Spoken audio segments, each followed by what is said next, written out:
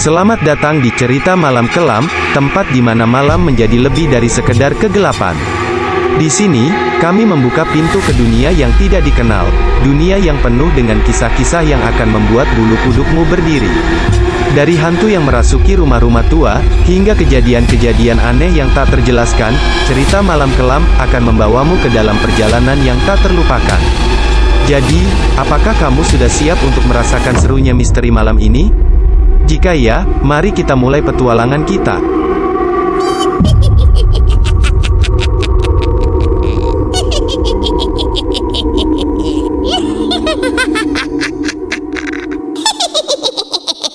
Malam begitu sepi, sudah beberapa hari tidak ada warga desa yang berani keluar setelah azan maghrib berkumandang. Saat itu seorang perempuan yang baru pulang dari tempat kerjanya terburu-buru melangkah menuju ke rumah setelah turun dari angkutan umum. Ia cukup tenang saat mendengar suara kentongan dari warga yang tengah menjalankan ronda. Setidaknya ia tidak sendirian malam itu. Sebenarnya, malam belum terlalu larut. Tapi apa yang terjadi di desa belakangan ini membuat warga terpaksa mengunci pintunya rapat-rapat dan menjawalkan ronda untuk berkeliling lebih awal. Sayangnya, sepertinya perempuan itu terlalu cepat menyimpulkan rasa leganya. Dia yang dimaksud ada di sana. Pocong itu ada di sana. Kali ini sosok jasad yang terbungkus kain kafan lusuh itu tengah memandang salah satu rumah yang menjadi awal tragedi itu. Tragedi yang membuat rentetan kejadian tak masuk akal hingga membunuh satu keluarga di desa ini, Desa Danumulyo. Tahun 1994, Jawa Tengah.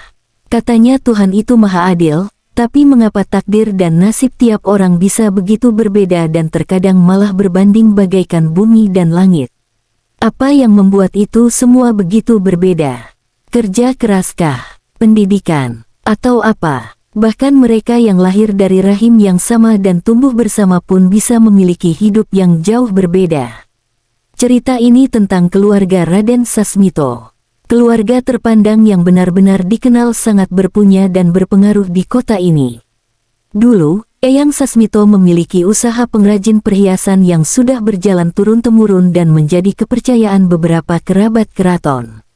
Sedangkan Raden Ayu Sulastri, istri Eyang Sasmito, memiliki pabrik batik yang sudah dikelola oleh puluhan karyawan. Rumah keluarga Raden Sasmito cukup mencolok di Desa Danumulyo. Rumah yang besar, namun terlihat sederhana dengan bangunan kayu yang mendominasi.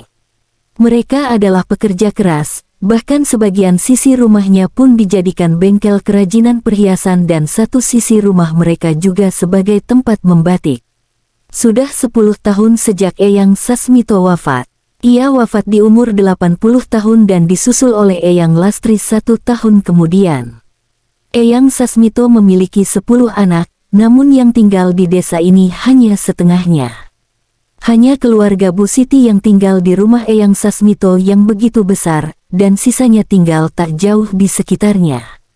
Mereka adalah orang-orang yang pada zaman itu dianggap terpandang karena bisa menempuh pendidikan dengan tuntas hingga sarjana.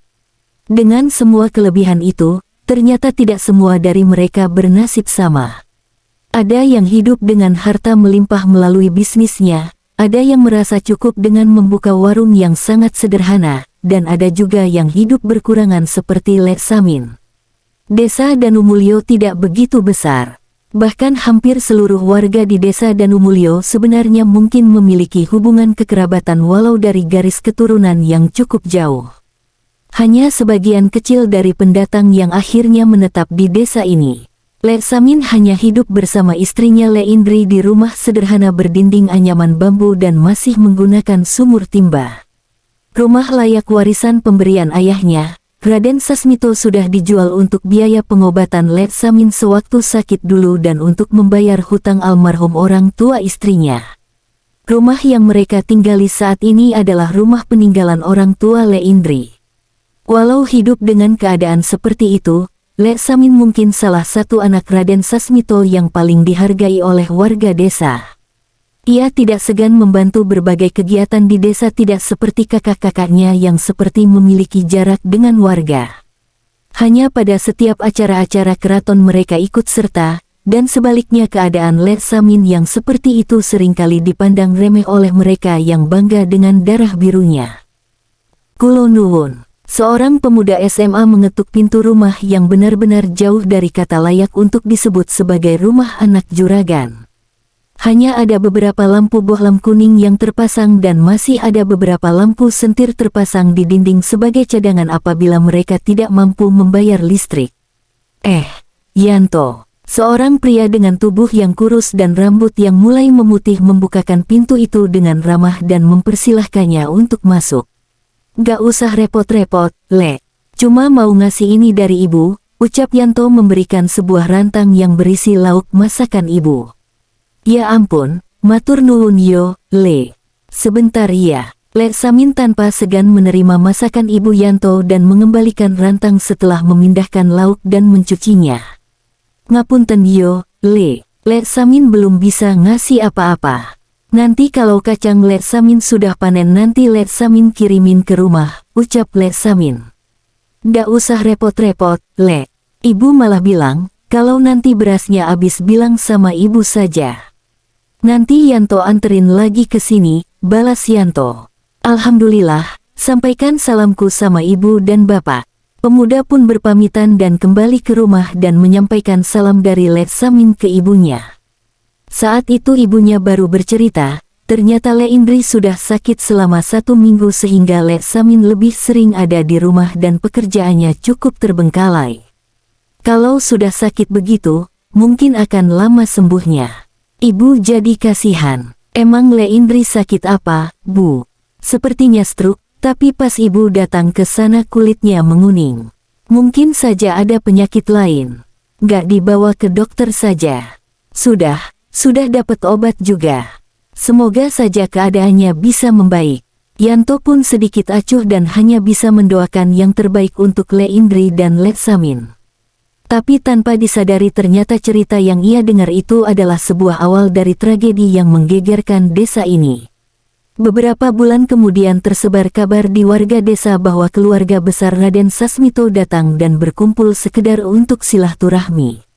Ibu dan bapak pun sempat menghampiri kediaman Eyang Sasmito yang dijadikan tempat mereka berkumpul. Awalnya mereka hanya datang untuk bernostalgia mampir ke beberapa tempat di desa dan menemui tetangga dan teman-teman mereka semasa kecil, tapi setelah pertemuan malam suasana menjadi berubah. Prang, suara kaca jendela yang pecah membuat beberapa di sekitar kediaman Sasmito mengintip dari rumah masing-masing apa yang terjadi.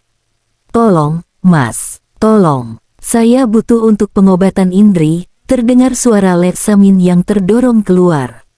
Keluar kamu hanya bisa mempermalukan keluarga Sasmito. Teriak Pak Rusdi anak-anak tertua dari keluarga itu. Tapi Mas, kalau rumah ini dijual bagian saya bisa untuk mengobati Indri.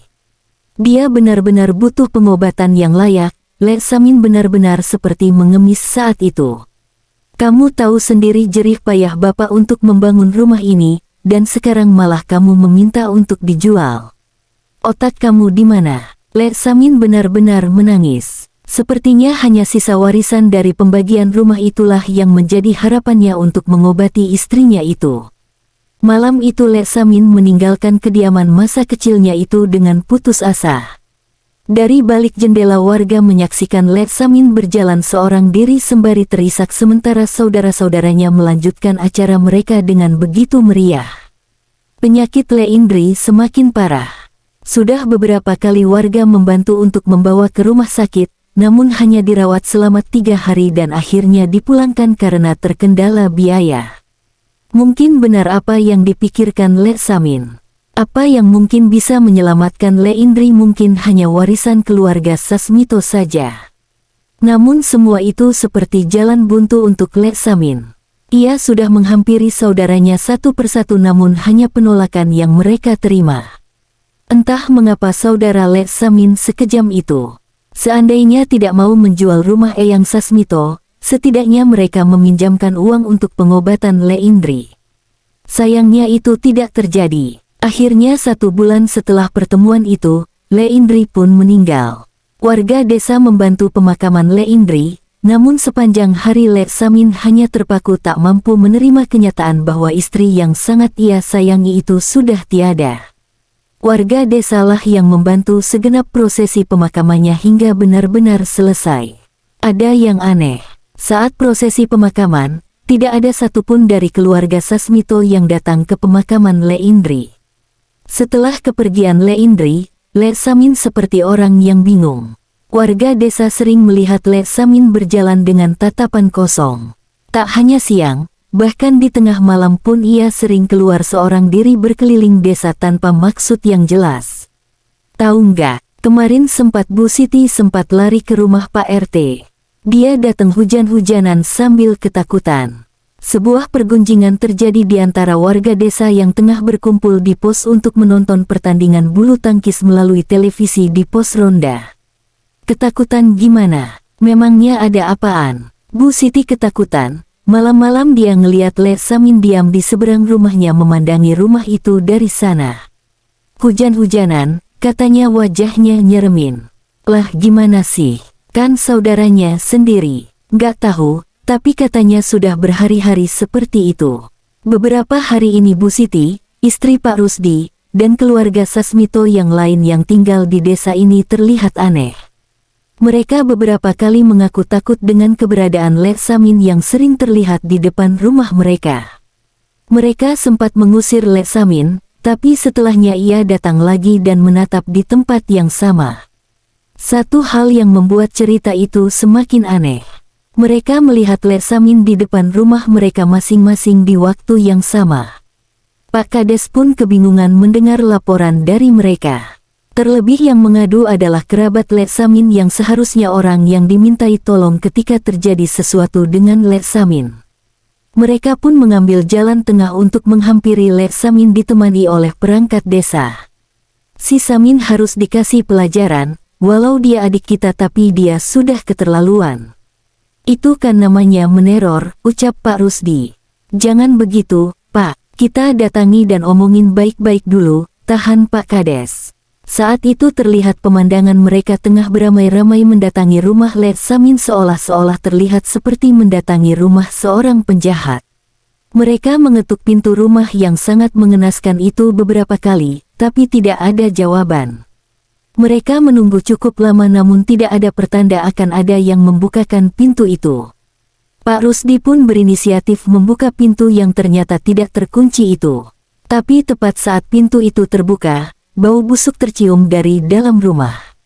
Bau apa ini? Bangkai, tanya Bu Siti. Bu, bukan. Pak Rusdi menjawab dengan wajah pucat. Ia tidak mampu mengatakan apa yang ia lihat dan memilih untuk berpaling menjauh dari pintu. Mayat, itu Lek Samin. Di dalam rumah itu terbaring jasad seorang pria yang telah terbungkus dengan kain kafan. Di bawah sebuah amben yang sudah lapuk tempat jasad itu dibaringkan, ada bekas sesajen berisi kembang, kemenyan, dan berbagai ubeo rampe yang sudah kering. Dengan mudah warga desa bisa mengenali bahwa itu adalah jasad Lek Samin yang hampir membusuk. Namun asal bau itu bukan hanya dari jasad Lek Samin, tapi di sebelahnya juga ada sesosok jasad yang kain kafannya sudah lusuh dengan tanah bekas kuburan. Kulitnya sudah membusuk dan mengeluarkan bau yang sangat menyengat. Itu jasad Indri. Samin membongkar kuburan Indri. Pak Rusdi tidak percaya dengan apa yang ia lihat. Pak Kades merasa bertanggung jawab dan memeriksa jasad itu. Ada cawan kayu di deka jasad Lek Samin yang sepertinya sebelumnya berisi racun yang mengakhiri hidupnya. Tapi bukan itu yang membuat Pak Kades gemetar.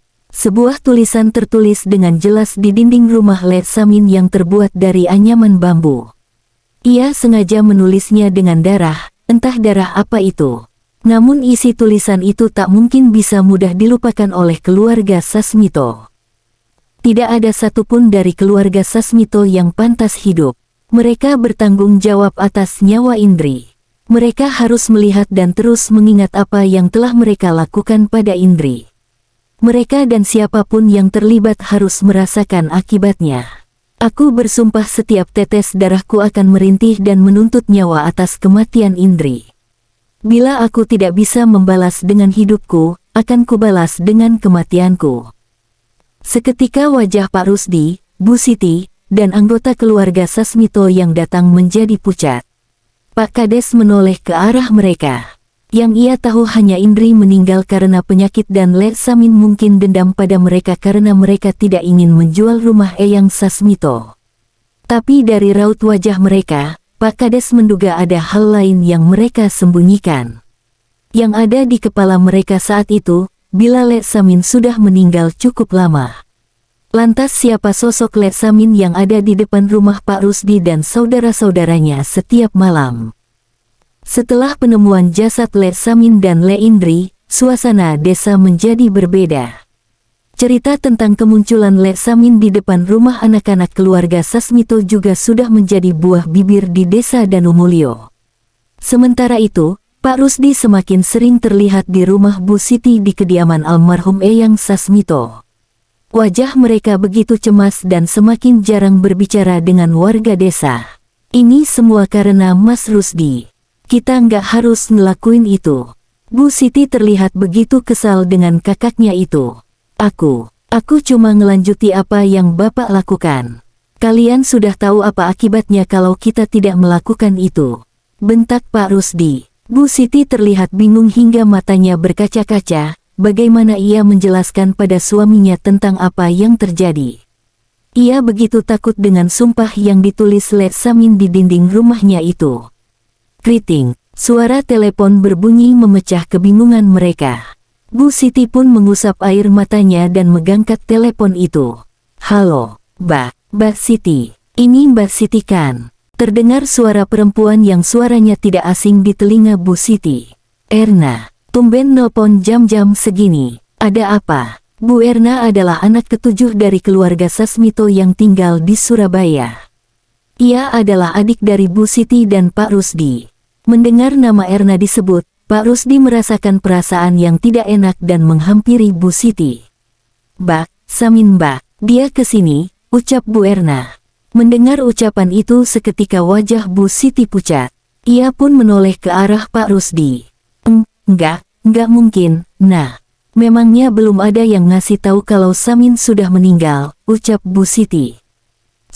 Sudah meninggal. Tapi dia ada di sini, tadi anak-anak yang nyuruh dia masuk. Sekarang dia di ruang tamu. Mendengar ucapan itu Pak Rusdi merebut telepon dari genggaman Bu Siti. Itu bukan Samin. Usir saja Erna, ucap Pak Rusdi. Mas Rusdi lagi di rumah Mbak Siti. Iya, Mas ada urusan sama Siti. Sudah usir saja dia. Tapi Mas, kalau bukan Samin bagaimana dia bisa tahu? Ucap Erna dengan nada gemetar. Tahu apa? Dia bertanya, siapa yang meletakkan foto dan rambut Indri di guci tua milik Bapak? Ucap Bu Erna sembari menatap ke ruang tamu di mana Lek Samin sedang berada di sana dan terus memandangnya dengan wajah yang pucat. Mendengar ucapan itu Pak Rusdi menelan ludah. Gimana, Mas? Aku jawab apa? Wajah Pak Rusdi dan Bu Siti menjadi pucat. Pak Rusdi pun menutup telepon itu dengan tangan yang gemetar. Kriting, telepon itu berbunyi lagi. Bu Siti ingin segera mengangkat namun Pak Rusdi melarangnya. Jangan diangkat. Tapi Erna, jangan diangkat. Pak Rusdi membentak adiknya itu hingga Bu Siti memutuskan untuk tidak mengangkat telepon dari adiknya itu. Ia pun mengambil jaketnya dan bergegas mengendarai sepeda motor meninggalkan rumah Bu Siti. Bu Erna pun kembali ke ruang tamu dan melihat Lek Samin sedang bermain bersama kedua anaknya yang masih SD di sana. Dengan cepat ia menarik kedua anaknya dan membawanya menjauh dari Lek Samin. Bu, kenapa Bu? Tanya anak-anak Bu Erna. Pergi kamu, teriak Bu Erna mengusir sosok yang menyerupai Lek Samin itu. Kenapa disuruh pergi, Bu? Kita kan masih mau main sama Lek Samin. Tanya anak-anak. Bu Erna tetap tidak menggubris ucapan anak-anaknya dan tetap mengusir Lek Samin. Sosok menyerupai Lek Samin itu tersenyum dan senyumnya terlihat begitu mengerikan di mata Bu Erna. Nanti malam main lagi sama Pak Lek, ya, ucap Lek Samin. Mendengar ucapan itu Bu Erna segera menyuruh anak-anaknya untuk masuk ke dalam rumah. Saat ia kembali menoleh, Lek Samin sudah tidak ada di tempat itu. Sontak saja rasa takut Bu Erna semakin menjadi-jadi. Ia pun bergegas menelepon suaminya dan memintanya untuk segera pulang.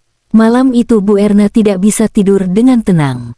Suaminya sudah mencoba menenangkan istrinya itu, namun perasaan takut tetap menyelimuti dirinya. Akhirnya ia pun memutuskan untuk tidur di kamar kedua anaknya untuk menemani mereka. Langkah Bu Erna terlihat ragu.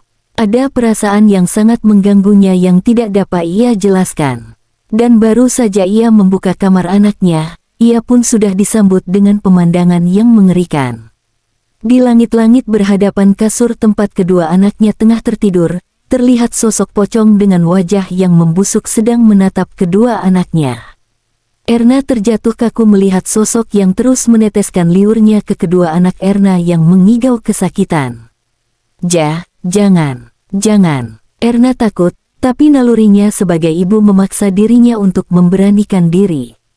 Bapak, tolong Pak, teriakan Erna memancing sosok pocong itu menoleh ke arahnya. Erna mengenali wajah itu. Itu adalah wajah dari orang yang mati bunuh diri bersanding dengan mayat istrinya yang ia gali sendiri dari kuburnya. Jasad dari saudara yang satu rahim dengannya. Wajah pocong itu adalah adiknya sendiri, Lek Samin. Bersambung. Wah, itulah akhir dari cerita malam ini. Semoga kalian menikmati perjalanan yang mencekam ini.